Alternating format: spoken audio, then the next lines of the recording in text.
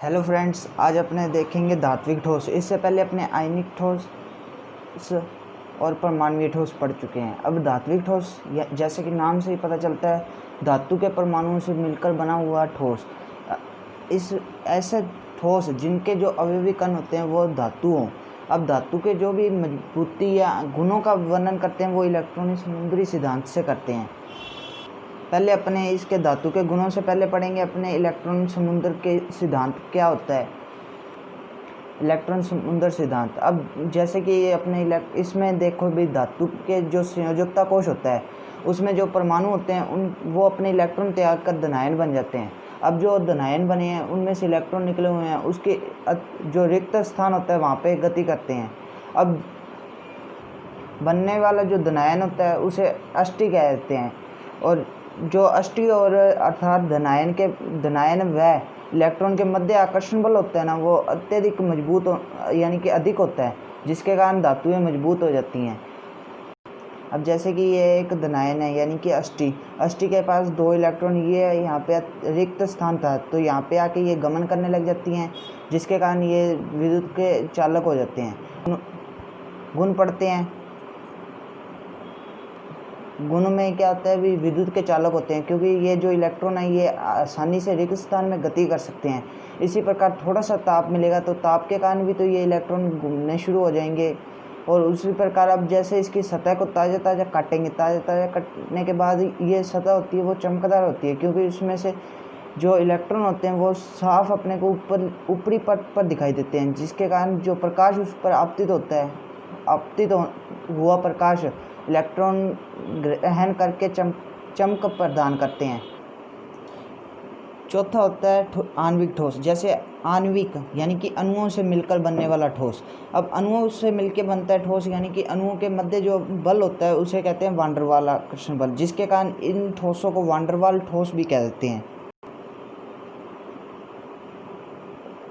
आणविक, अब अपने पढ़ेंगे आणविक ठोसों के प्रकार। आणविक ठोस 3 प्रकार से होते हैं, जैसे कि अध्रुवीय, ध्रुवीय, हाइड्रोजन बंध। ये उसके अंतर्गत पाए जाने वाले बल के ऊपर डिपेंडेड करके बनाए गए हैं। अध्रुवीय यानी कि जिसमें दोनों अवयव होंगे वह अध्रुवीय होंगे, और ध्रुवीय होंगे हाइड्रोजन बंध से जुड़े होंगे। अब जैसे कि अपने अध्ययन करेंगे अध्रुवीय आणविक ठोस। ऐसे ठोस जिनके अणु यानी अवयव अध्रुवीय हों, जैसे कि ठोस H2 में अब H और H के बंध ऐसे होते हैं तो इस पे न तो पॉजिटिव होता है न नेगेटिव होता है। इसी प्रकार ठोस Cl2, Cl और Cl के मध्य भी कोई भी ध्रुव नहीं बनता। अब ध्रुवीय आणविक ठोस, ऐसे ठोस जिनके अणु ध्रुवीय हों, जैसे कि HCl। अब HCl में लेते हैं तो H और Cl, इस पे आता है पार्शियल नेगेटिव और इस पे पार्शियल पॉजिटिव, तो इसी कारण अब ये ठोस होते हैं जो ध्रुवीय में आ जाते हैं। अब तीसरा प्रकार होता है हाइड्रोजन बंध युक्त, जिनमें हाइड्रोजन बंध होता है, जैसे कि ठोस बर्फ ले लें, ठोस HF ले लें, ठोस NH3 ले लें। जैसे कि ये देखिए, और H में बंध में देखेंगे तो यहाँ पे पार्शियल पॉजिटिव है और यहाँ पे पार्शियल नेगेटिव, इस कारण से ये अगले ओस के साथ बंध बनाएगा जो कि इन 2 हाइड्रोजन से जुड़ा हुआ है। इसी प्रकार ये संरचना चलती रहती है। जैसे अब ये O है, इस H से जुड़ा है पार्शियल पॉजिटिव के कारण। अब आगे अपने क्रिस्टलीय पदार्थ के आगे का अध्ययन करते हैं संरचना के आधार पर। संरचना के आधार पर समझने के लिए अपने को पहले पता होना चाहिए मात्रक कोष्टिका किसे कहते हैं। तो अब आगे पढ़ते हैं अपने मात्रक कोष्टिका। मात्रक कोष्टिका अर्थात जैसे अपने एक दीवार बनानी है तो दीवार बनाने के लिए एक छोटी सी इकाई अर्थात एक ईंट का देखते हैं तो उसे मात्रक कोष्टिका कहेंगे,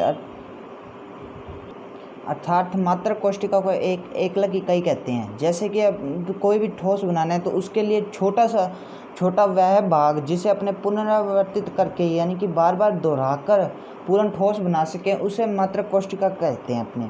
अब मात्रक कोष्टिका के आगे अपने पैरामीटर्स पढ़ेंगे और आगे का अध्ययन करेंगे। And thank you. Share and like this lecture and subscribe this channel.